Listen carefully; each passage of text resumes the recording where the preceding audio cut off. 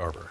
Hi there. Hi, Laura. Thank you so much for defending our freedoms and for eloquently supporting your brothers and sisters in uniform. Thank you. Yeah, I It's hear my- that it's each my time privilege. you speak. Thank It's you. very moving.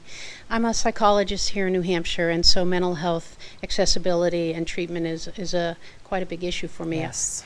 I work with a lot of veterans and active duty military men and women, and the staggering rates of suicides, some say 20 plus a day, is really it's breaking my heart as a professional and personally as an American.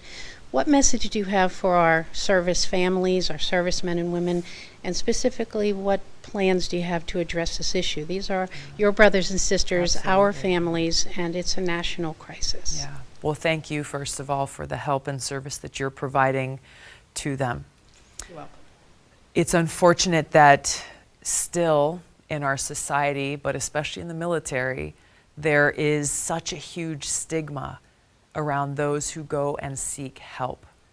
You know, and I can tell you, and I'm sure you've experienced this, but I've seen how difficult it is for anyone, but especially those who've worn the uniform. Yes. We're strong, we're warriors. We've survived the rigors of combat and we've made it home. And to then accept the vulnerability and the perceived weakness that, oh, I have to go get help or something's not quite right with me is wrong. That perception and that stigma is something that we as a society and leadership within the military, that culture absolutely needs to change to one where just like we go to the doctor for a checkup, similarly, we need to go for a mental health checkup, just like we need treatment if we've got a wound or an open wound or broken bone or whatever physically. Sometimes we need that mental health treatment to be able to get us to where we need to be. It breaks my heart to see, and I know people who I've served with.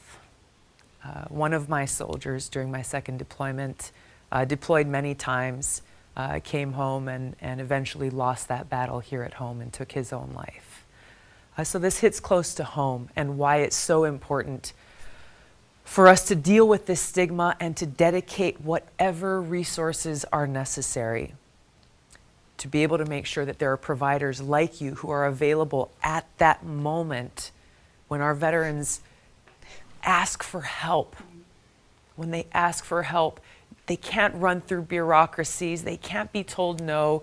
They can't get a voicemail on the phone and say, call back the next day because the next day may be too late. Thank you so much. Thank you, Laura. Next question comes from Carolyn Morrill. Thank you for being